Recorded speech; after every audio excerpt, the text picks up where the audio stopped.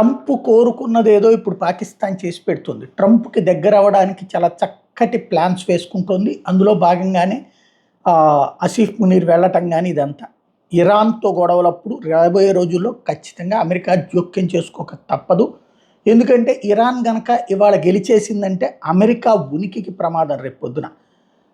అలాగే మత సామ్రాజ్యాలు స్థాపించాలనుకుంటున్నటువంటి ఒక వర్గం సక్సెస్ అయితే ఇంకొక వర్గానికి సమస్య అన్నమాట. అది కూడా ఇక్కడ దీని వెనకాల ఉన్నటువంటి ఇంకొక లాజిక్. రెండో వైపున ప్రత్యేక క్రైస్తవ దేశం పాకిస్తాను ఈ బోర్డర్స్లో పెట్టడానికి ఇరాన్ యాక్సెప్ట్ చేయదు. అది ఇప్పుడు పాకిస్తాన్ని ఒప్పించారు కాబట్టి ఇరాన్ అక్కడ ఉండకూడదు అన్నటువంటి ఆలోచన కూడా మరొకటి ఉంటుంది అమెరికా దగ్గర. ఇలాంటి సిచ్యుయేషన్లో జరుగుతున్నటువంటి కాన్సెప్టే ఇప్పుడు పాకిస్తాన్ అమెరికాకి దగ్గరే కాస్త డబ్బులు సంపాదించుకునేటటువంటి అంశం. ఇదంతా ఇప్పుడు ఎందుకు చెప్పాల్సి వస్తుందంటే పాకిస్తాన్ ఇప్పుడు అమెరికా అధ్యక్షుడు ట్రంప్కి నోబెల్ బహుమతికి రికమెండ్ చేసింది ఒక దేశంగా. ఆ దేశ ప్రభుత్వం రికమెండ్ చేసింది. ఏం పీకాడయా ఈయన ట్రంప్ శాంతి బహుమతికి?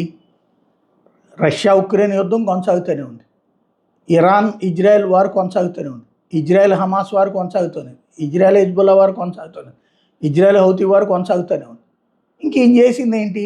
భారత్ పాకిస్తాన్ల మధ్యన యుద్ధం ఆపాడు అని వీళ్ళు సర్టిఫికెట్ ఇస్తారనమాట.